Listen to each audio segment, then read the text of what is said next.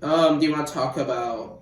We should probably move on to their personality, which is very interesting. I think we're ready. We're ready. Very interesting personality. Here, I'll let you go into it, but this is just the base.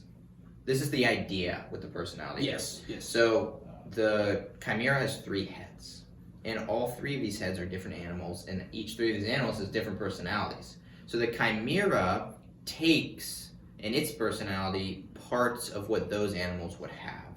So do you want to go into kind of which head contributes which part of its personality? Yeah, sure. So basically, the first one is the lion head. So the lion head is all about the pridefulness of a lion. So when something goes in its territory, its lion instinct it tells the Chimera to go push it out and to go defeat it. It wants to fight things that are stronger than it itself.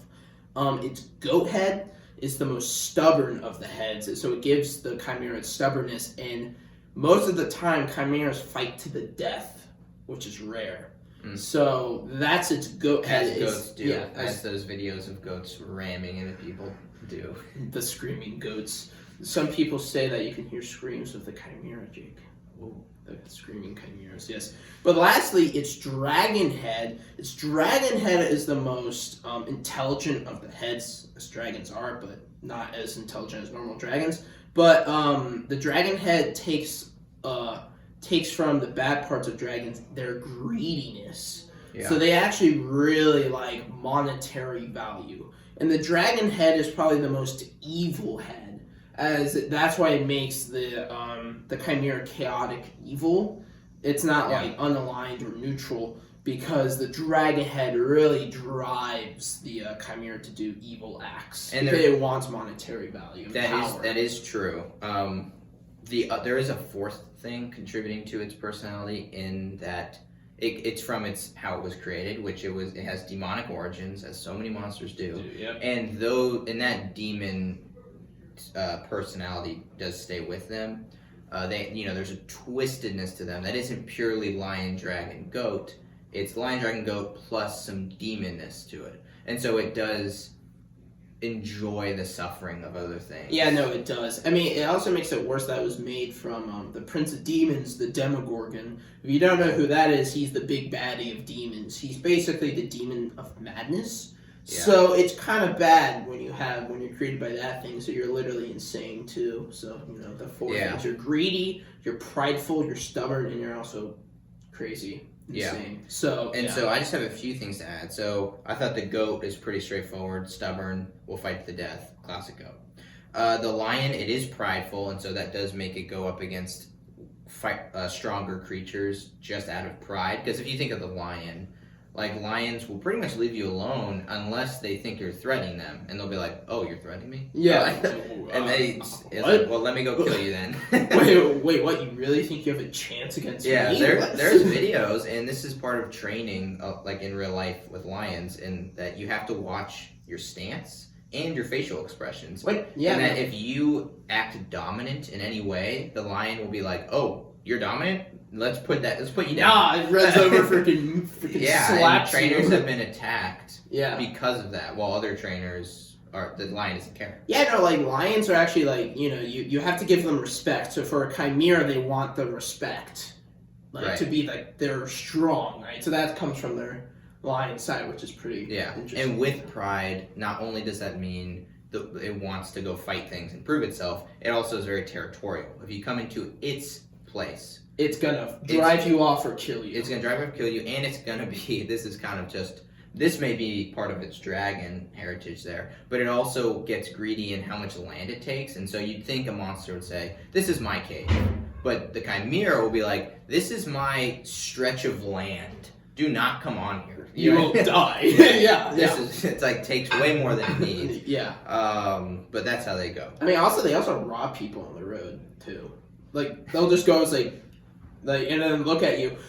Like, how you survive a Chimera is you can actually give them food or like gold, and it'll let you pass. Like, we'll get more into that. Yeah, which is very cool. That's definitely the dragon part. But then the dragon, so they do like to hoard, but it's funny when you combine that with its intelligence, because dragons are very intelligent, but chimeras are just animals. So although it does hoard, quote unquote, it's random. It's like it may not be valuable at all. It may just be like Bones. junk. You know what I mean? It's like it feels like it has things, but it doesn't know what's valuable. Yeah, So I mean that's true. Yeah. I mean, one cool thing about chimeras that people don't really like. I think this was a cool thing that someone said in one of the books. So like dragons, when you fight them, they actually want to, like, their instincts tell them to survive, so they'll like run away from battle.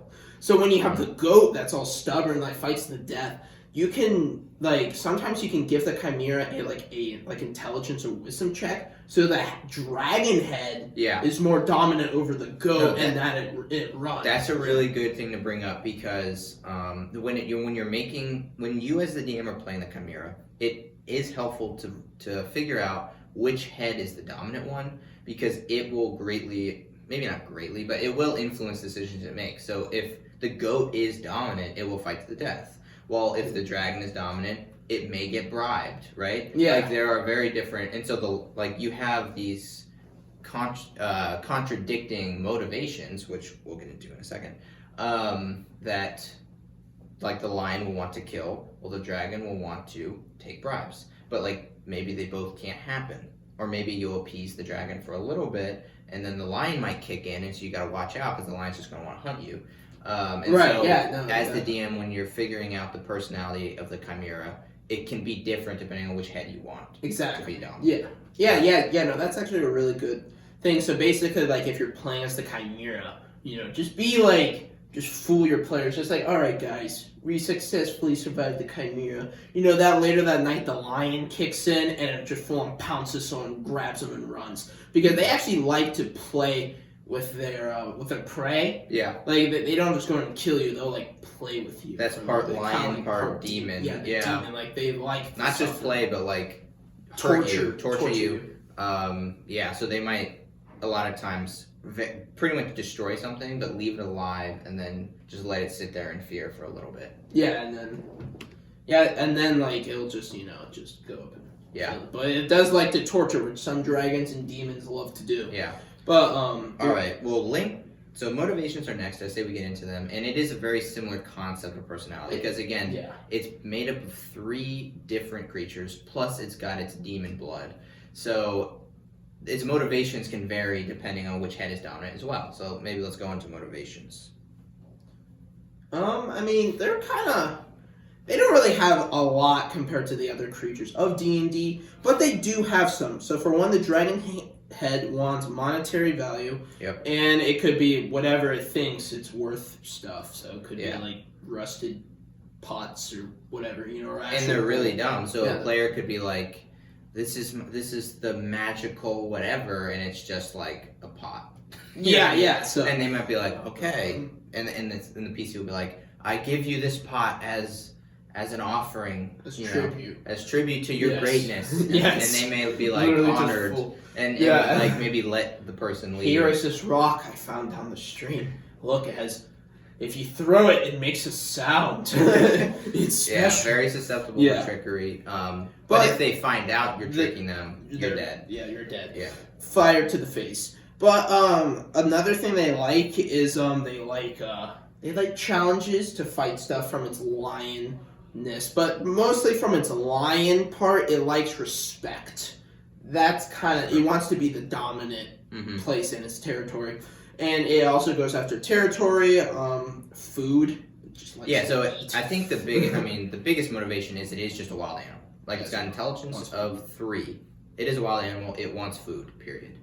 But there's just these inklings of these other higher intellect creatures that seep in. But in the general, like, motivations, it's just an animal that wants food and will hunt you, like a lion would. So I'd say get inspiration from, like, just regular lions.